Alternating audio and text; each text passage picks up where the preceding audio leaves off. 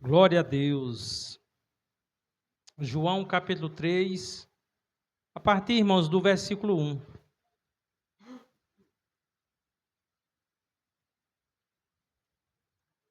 Diz assim, irmãos, a palavra do Senhor. Havia um fariseu chamado Nicodemos, uma autoridade entre os judeus. Ele veio a Jesus à noite e disse: Mestre, sabemos que ensinas da parte de Deus, pois ninguém pode realizar os sinais miraculosos que estás fazendo, se Deus não estiver com ele. Em resposta, Jesus declarou: digo-lhes a verdade. Ninguém pode ver o reino de Deus se não nascer de novo. Perguntou Nicodemos: como alguém pode nascer sendo velho? É claro que não pode entrar pela segunda vez no ventre de sua mãe e renascer. Respondeu Jesus: digo-lhe a verdade. Ninguém pode entrar no reino de Deus se não nascer da água e do Espírito. O que nasce da carne é carne, mas o que nasce do Espírito é Espírito. Não se surpreenda pelo fato de eu ter dito: é necessário que vocês nasçam de novo. O vento sopra onde quer. Você escuta, mas não pode dizer de onde vem, nem para onde vai. Assim acontece com todos os nascidos do Espírito. Perguntou Nicodemos: como pode ser isto? Disse Jesus: você é mestre em Israel e não entende essas coisas? Até aqui, irmãos. Pai, mais uma vez em oração, nós nos colocamos, meu Deus, diante de Ti. Te louvamos, te exaltamos. Ó Deus, e queremos te pedir que, se houver, meu Deus, alguma resistência nessa noite à Tua palavra, que o Teu Espírito Santo venha quebrar, em nome de Jesus. Que nós possamos enxergar com mais clareza a Tua vontade nessa noite, a Tua palavra revelada e escrita. Nos ajuda, Pai, a compreender, em nome de Jesus, para a glória do Teu nome. Amém. Irmãos, nós estamos diante de uma das verdades mais confrontadoras das Escrituras. Irmãos, as palavras de Jesus nesse texto que nós lemos, elas são cortantes. É como um bisturi nas mãos de um cirurgião, que fere para curar. Eu estou fazendo aqui uma referência a alguém que está com uma enfermidade. Se bem, irmãos, que existem doenças que são tão graves que não se resolve com um bisturi,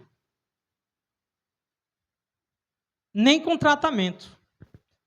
Existem situações ou enfermidades em que o paciente não pode sequer contribuir com o seu tratamento.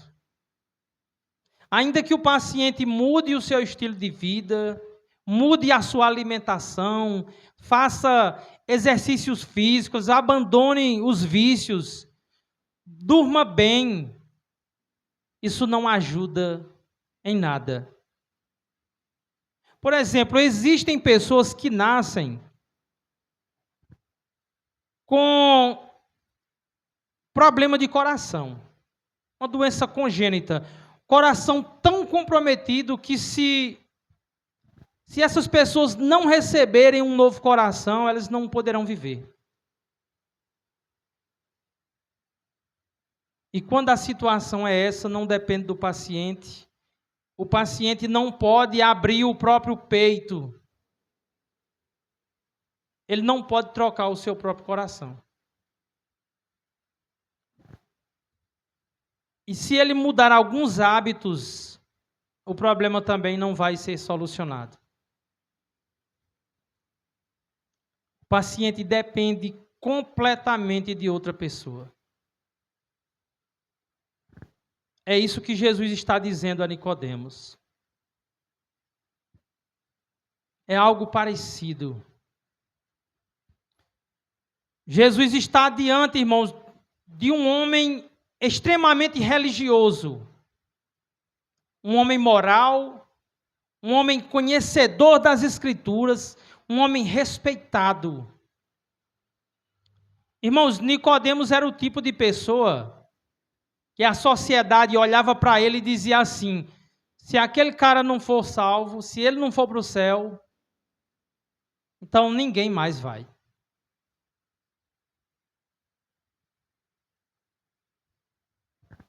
Mas o que nos chama a atenção é que a conduta ou a religiosidade de Nicodemos não impressiona Jesus. Jesus não faz nenhum elogio a ele. Jesus apenas dá a ele o diagnóstico universal de todos os homens. Necessário vos é nascer de novo. Essa é a verdade que conduz à salvação. E grande parte dos cristãos em nossos dias se ofendem com essa verdade. Ninguém pode ver o reino de Deus se não nascer de novo. Na verdade, irmãos, a grande tragédia de nossos dias é que muitos cristãos nem sabem o que é nascer de novo. Não conhecem o significado dessa expressão.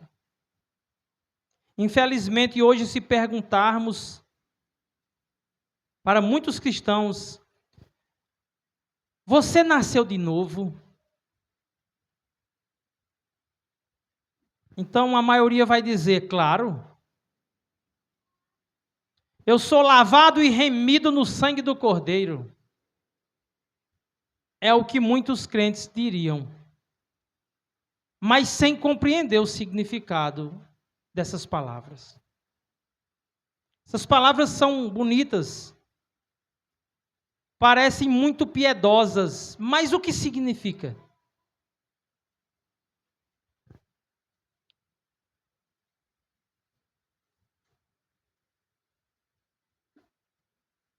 Hoje você chega para os crentes e diz assim: você nasceu de novo?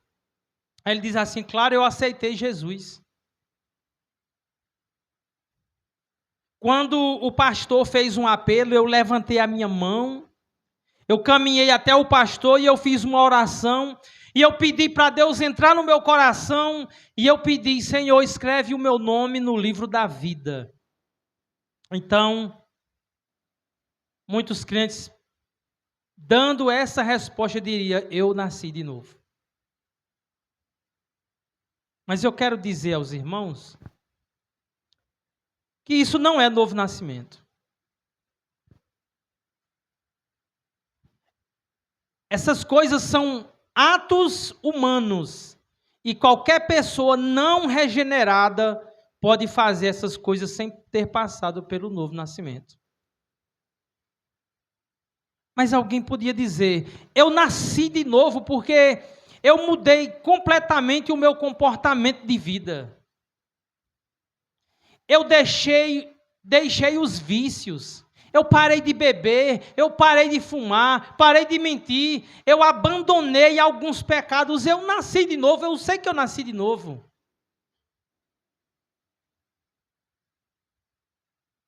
Mas isso também não garante novo nascimento. Isso tem a ver com reforma moral. São atos externos. Isso não é regeneração. Um fariseu como Nicodemos pode fazer todas essas coisas e ainda ter um encontro com Jesus e ouvir do Senhor: você precisa nascer de novo. Então, Muitos cristãos em nossos dias poderiam dizer: olha só, eu senti uma emoção assim no culto, senti um arrepio, e eu levantei a minha mão, fui até o pastor em lágrimas.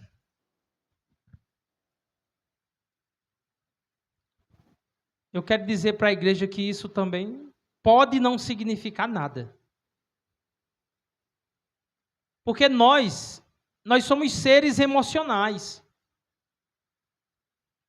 Irmãos, tem gente que chora assistindo um filme, uma novela, ouvindo uma música. Tem coisas que nos alegram e tem coisas que nos entristecem. O jovem rico, por exemplo, ele ficou muito triste com a resposta que Jesus deu a ele. Ele se emocionou, mas ele não nasceu de novo. Mas houve emoção. Houve tristeza.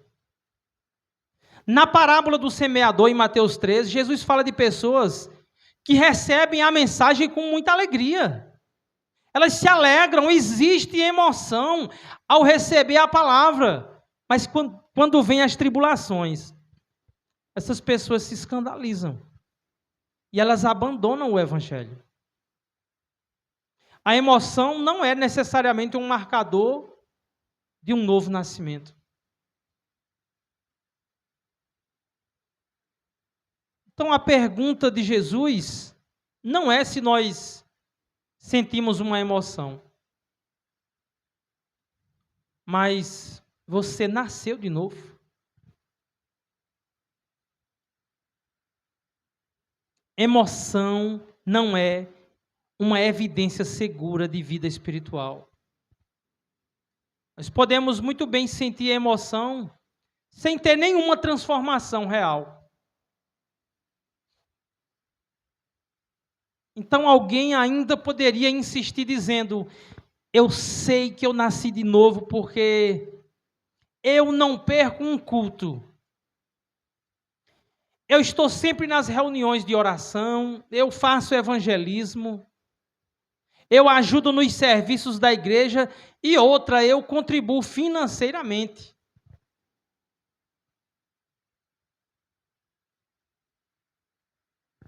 Irmãos, isso é mudança de ambiente e não de natureza. Antes eu vivia no mundo, agora eu vivo na igreja. Mudança de ambiente. Não necessariamente significa que a pessoa nasceu de novo. Nicodemos era envolvido nas coisas do templo. Mas Jesus disse: aquele que não nascer de novo não pode ver o reino de Deus. Mas alguém poderia ainda dar uma outra resposta. Alguém poderia dizer assim: olha só, eu tenho muito conhecimento. Eu consigo argumentar sobre teologia, sobre filosofia, sobre psicologia. Eu fiz seminário, eu sou teólogo formado e reformado. A questão é: você nasceu de novo? Porque Nicodemos não apenas estudava teologia, ele era mestre, ele ensinava. Ainda assim ele estava perdido.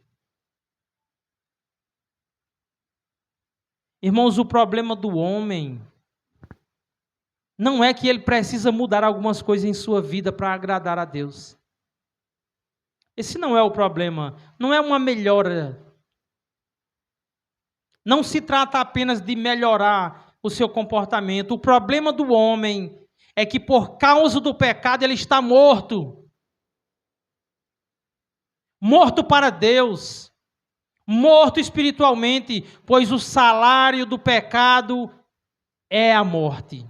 O problema do homem, meus irmãos, é que ele precisa nascer de novo. E isso é o que ofende ao homem não regenerado. É uma ofensa. Você chegar para um religioso que pratica boas obras, que faz caridade, que está sempre na igreja, que contribui financeiramente, que evangeliza, você dizer para essa pessoa, você precisa nascer de novo. Isso é uma ofensa, mas é o que Jesus está dizendo para Nicodemos. Você precisa nascer de novo. Irmão, Jesus não poderia ter usado uma ilustração mais clara para falar da incapacidade do homem em contribuir de alguma forma com a sua salvação. Por que eu digo isso? Porque ele não poderia ter usado uma linguagem mais clara. Jesus fala, irmão, sobre nascer. Olha que analogia interessante. Quem pode contribuir em alguma coisa com o seu nascimento? Quem é que contribuiu? Por exemplo, eu nasci em junho de 83. 2 de junho de 83. Antes disso, eu não existia. A não ser durante alguns meses em que eu estava sendo formado no ventre da minha mãe. Eu não existia. Como é que alguém que ainda não existe pode contribuir com o seu nascimento? A resposta é: não pode. Ninguém escolheu nascer. Ninguém escolhe quando nascer ou onde nascer. Se tem algo que não depende de nós não podemos fazer nada, é acerca do nosso nascimento. Não podemos. Irmãos, Nicodemos é a prova que ser religioso, ter conhecimento, frequentar cultos, não significa ter vida espiritual. Tanto que ele não entendeu o que Jesus falou. Como é que eu posso nascer sendo velho? Porventura eu posso entrar no ventre de minha mãe e nascer segunda vez? Ah, Nicodemos, tu é mestre em Israel e não entende o que eu digo. Tu não entende o que eu falo. Tu não entende essas coisas. O que é nascido da carne é só carne. Mas o que é nascido do Espírito é Espírito. Irmãos, a carne só produz coisas da carne. Quem é carnal tenta se aproximar de Deus por meios carnais. Quem é carnal se gloria em suas boas obras. Se gloria no seu desempenho, confia em sua bondade, confia em suas caridades, em sua moral. Quem é carnal confia em emoções e experiências. Confia no quanto serve na igreja, no quanto ora, confia em sua capacidade intelectual. Resumindo, aqueles que confiam na religiosidade não nasceram de novo.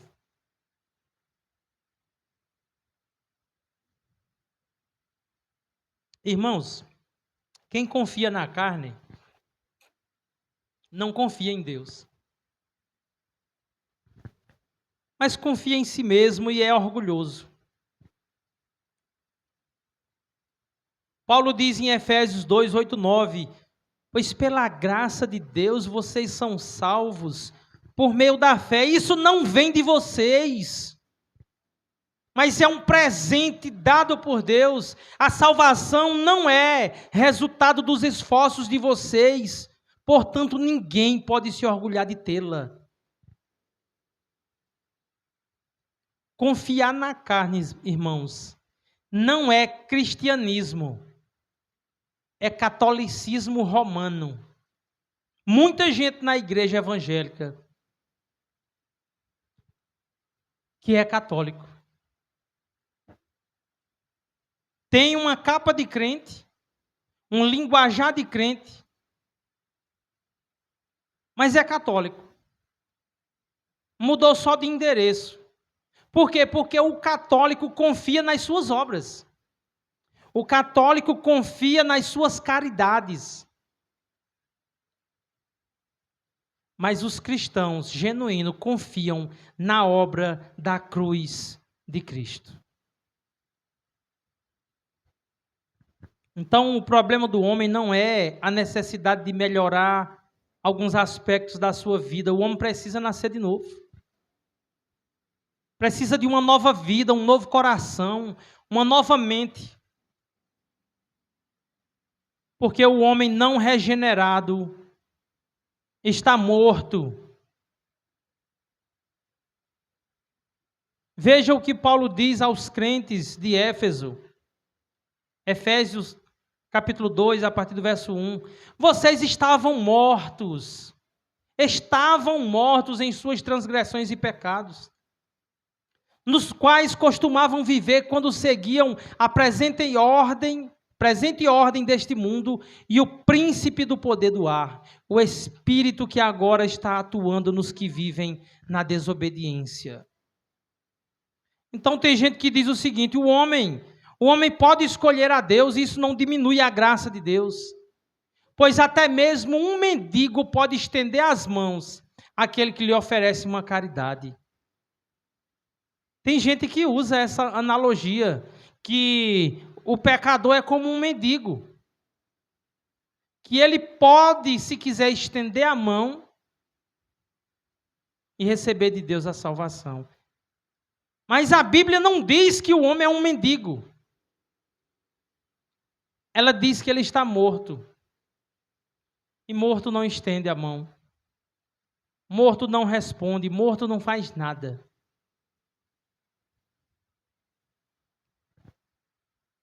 Então, irmão, se é assim, se é essa a situação, se não há nada que nós possamos fazer para, por meio dos nossos esforços, alcançar a Deus, como é que eu posso nascer de novo? Essa deveria ser a pergunta de todo pecador que está ansioso para conhecer Deus, de alguém em quem o Espírito Santo já está trabalhando. Como é que eu posso nascer de novo? É aqui que, quando a resposta vem para um religioso, ele se ofende ainda mais. Você chega para um religioso com todas as suas boas obras e diz: você precisa nascer de novo. E como é que eu posso nascer de novo? Você não pode. Você não pode, ninguém pode. Não existem recursos humanos para o novo nascimento. Não pode. A religião não pode fazer o homem nascer de novo. A resposta de Jesus para essa questão está em João 3, verso 8. Ele diz assim: o vento sopra onde quer. Você o escuta, mas não pode dizer de onde vem nem para onde vai. Assim acontece com todos os nascidos do Espírito. Irmãos, o Espírito Santo, ele é livre, como o vento. Ninguém pode dominá-lo. Ninguém pode manipulá-lo. Um ritual, uma suposta obediência religiosa não move o Espírito de Deus. Então alguém pode dizer: essa resposta não ajudou em nada. Eu não posso fazer nada. Não pode. Como é que eu posso nascer de novo? Não pode.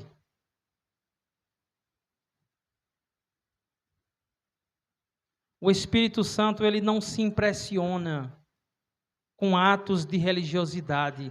Ele não fica em dívida com quem acha que fez muitas obras. Ele sopra onde ele quer.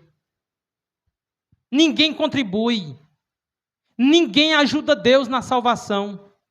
Ninguém pode salvar a si mesmo. Não pode. A resposta é incapacidade. Você está morto. Não pode.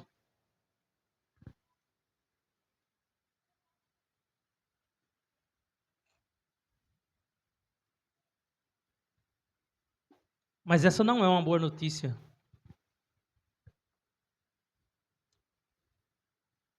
Irmãos, o homem só tem uma esperança. Cristo, meus irmãos, é a esperança dos mortos.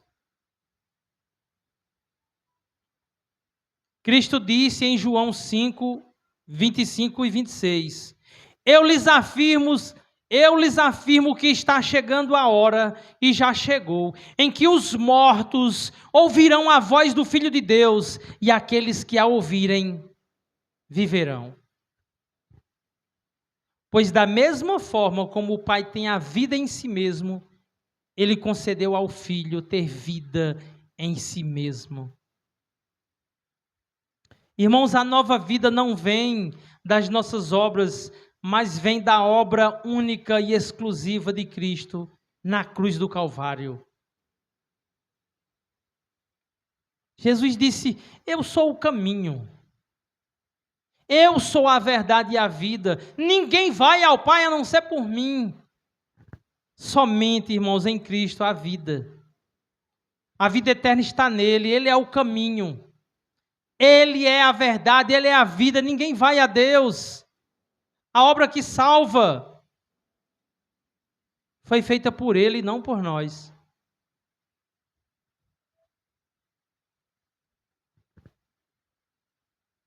Irmãos, essa é uma obra que Jesus ele fez sozinho. Portanto, toda a honra, a glória, a força e o poder pertencem somente a Ele. A glória é dele. Porque Cristo, Ele não é um professor que nos ensina como nos salvar. Ele é o Salvador. A obra da salvação é dele.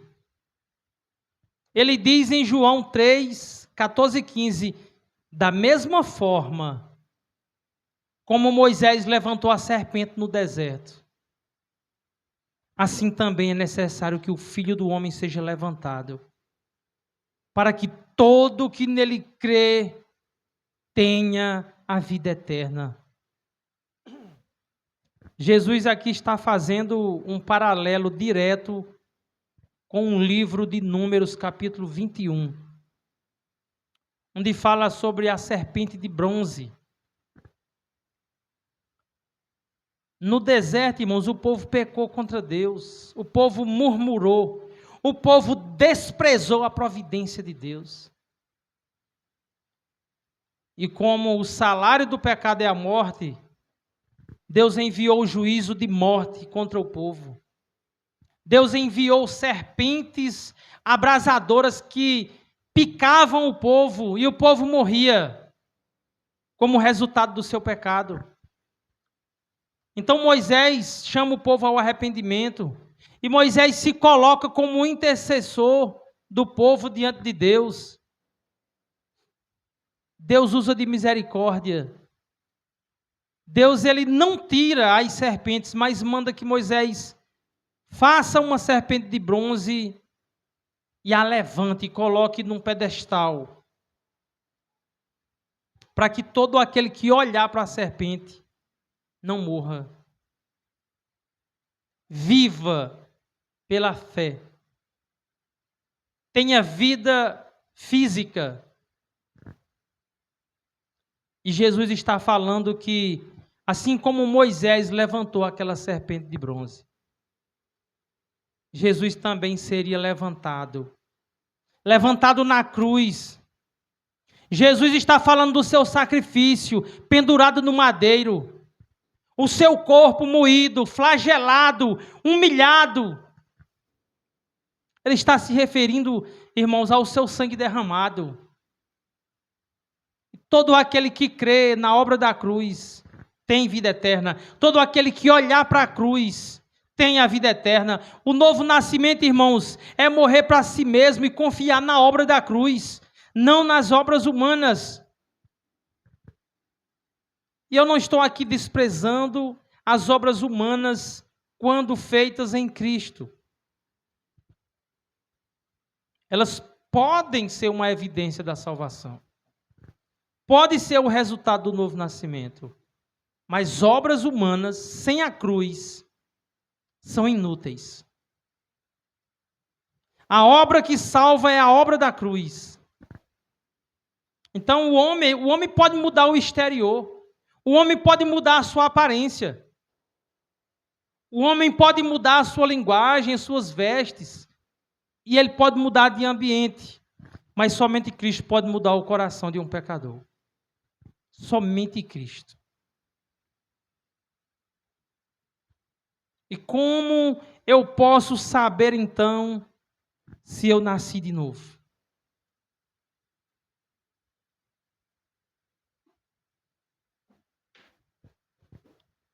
Pergunte para si mesmo. Tenha, nesse momento, essa interrogação na sua mente. Como é que eu posso saber se eu nasci de novo?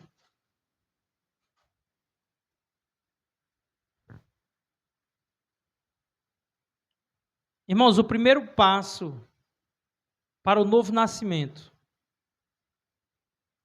é a compreensão de que nós estamos mortos, que nós precisamos de um Salvador, que nós não temos nenhuma condição de agradar a Deus com as nossas obras. É o primeiro passo. É clamar pela misericórdia do Senhor. É crer quando a Bíblia diz que por causa do pecado o homem está morto.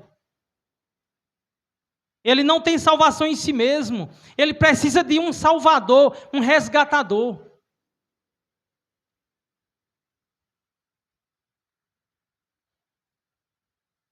Clamar pela misericórdia.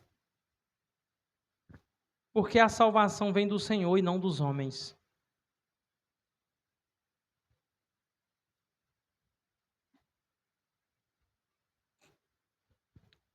Jesus diz, João diz, né? Contudo,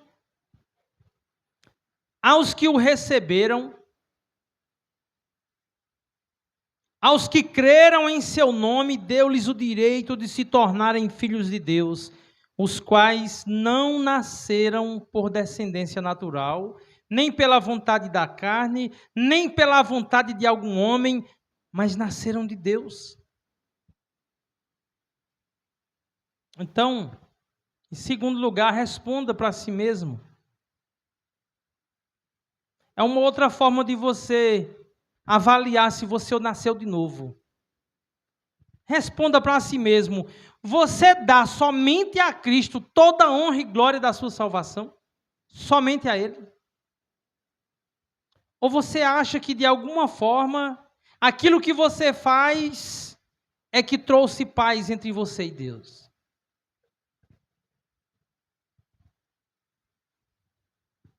Isaías 53:5 diz assim: mas ele foi transpassado por causa das nossas transgressões, foi esmagado por causa das nossas iniquidades.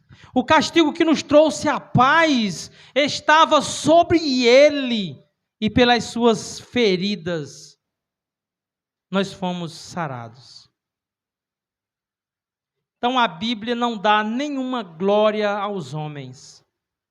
A salvação do começo ao fim é conquistada na cruz por Jesus. Toda vanglória humana é destruída pelo Evangelho. Paulo diz em Romanos 3, 23 e 27, pois todos pecaram e estão destituídos da glória de Deus, sendo justificados gratuitamente por sua graça, por meio da redenção que há em Cristo Jesus.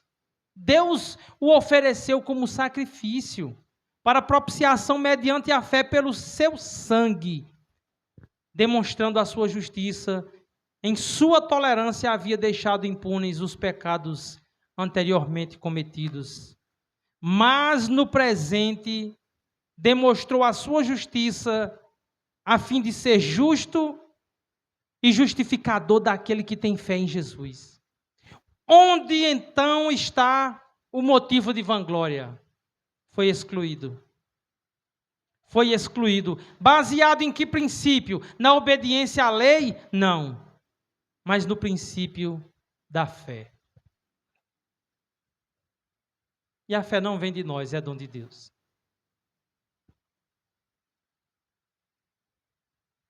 Irmãos, acrescentar as nossas obras ao que Cristo fez na cruz é algo inútil e tolo. Pense numa coisa tola. É você querer acrescentar a obra humana à obra da cruz. É como você acender uma vela ao meio-dia e dizer que está ajudando o sol a clarear o mundo. É inútil, é tolo. É como você lançar uma gota d'água ao oceano e dizer, agora ficou cheio. É tolice.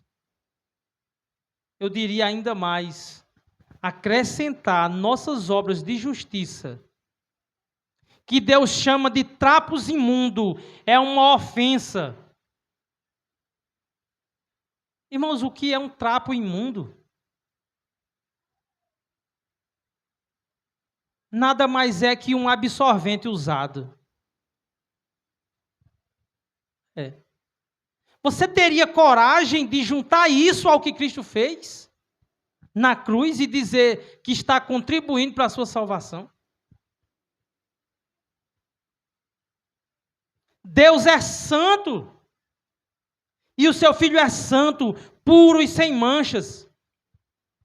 Se fosse possível juntar nossas obras à obra de Cristo, isso não ajudaria, mas mancharia o sacrifício perfeito que apaga os nossos pecados, seria manchado, se tornaria impuro. Se fosse possível, não é possível.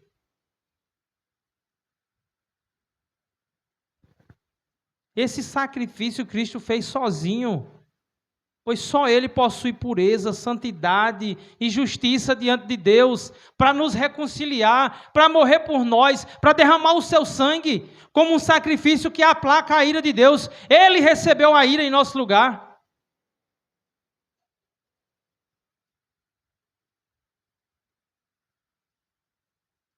Então, em terceiro lugar, eu termino fazendo essas perguntas, para que você responda para si mesmo. É muito importante você responder para si mesmo essas perguntas.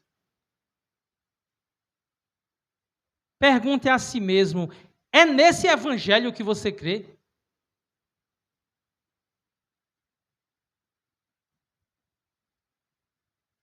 Ou você acha que esse evangelho é duro demais? Você se alegra em dar a Cristo todo o mérito? Ou gostaria que sobrasse um pouquinho para você, só para você sentir que fez algo e que contribuiu de alguma forma? Você ama esse evangelho? Ou você se sente tentado a abrandar ele para que alguém que você ame se encaixe nele e não fique de fora?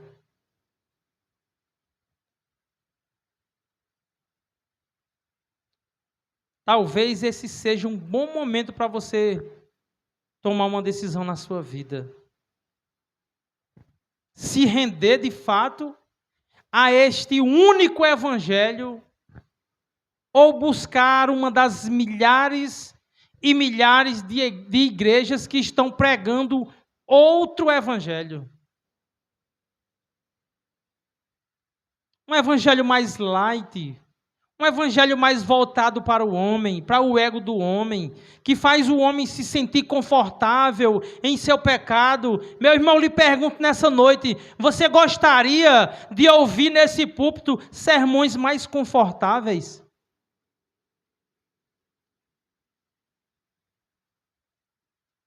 Que coce os seus ouvidos? Que levante a sua autoestima? Que não seja um evangelho tão santo? Eu digo para você, existem milhares de igrejas e pastores dispostos a mudar o evangelho para atender os desejos daqueles que não nasceram de novo. Mas o evangelho que salva é este, onde Cristo é o centro, onde Cristo reina absoluto sobre tudo e sobre todos, onde somente o sangue santo derramado naquela cruz, aquele sacrifício santo, pode nos apresentar diante de Deus sem culpa. E não há mérito nem honra para nenhum humano. Somente para Cristo. Esse é o evangelho que salva. É o evangelho da graça de Deus. É o evangelho do reino de Deus. E uma evidência que alguém nasceu de novo é que ele confia nesse evangelho e ama esse evangelho. Ele tem convicção. Ele está disposto a se indispor com o mundo. Se há alguém que prega um outro evangelho, como Paulo diz, seja anátema. É assim que um cristão se posiciona. Mas como o pastor Josemar Bessa fala em um de seus cultos, há pessoas que dizem, qualquer que pregar outro evangelho, seja anátema. Ainda que um anjo vindo do céu pregar um outro evangelho, seja anátema. Aí a pessoa, mas aquele fulano lá que você gosta está pregando um outro evangelho. Ah, mas aí nós temos que ver. Não, mas aquele outro fulano que você ama nem conhece o evangelho, nem sabe do que você está falando. Ele é anátema também?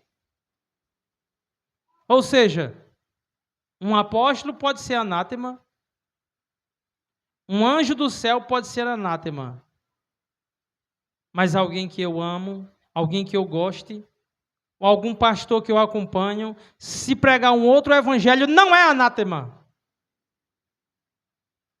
Não é anátema. Eu acho que ele não é anátema. Eu não tenho certeza.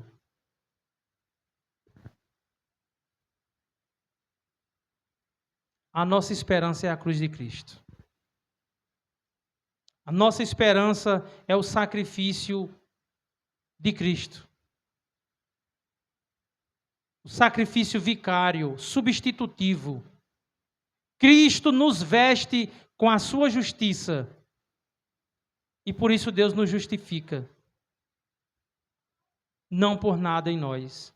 Glória a Deus nas alturas e a Jesus Cristo, nosso Senhor, pelo Evangelho da graça de Deus. Amém, igreja? Glória a Deus. Pai, mais uma vez eu te agradeço por essa noite.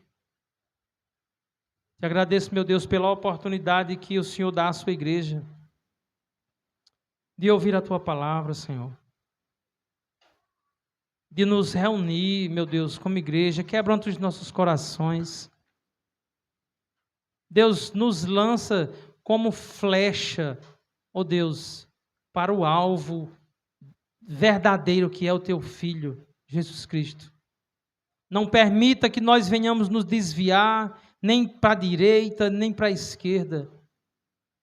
Não permita, Senhor, que nós sejamos influenciados por outro evangelho, mas somente pela cruz. Em nome de Jesus. Amém, irmãos? Glória a Deus.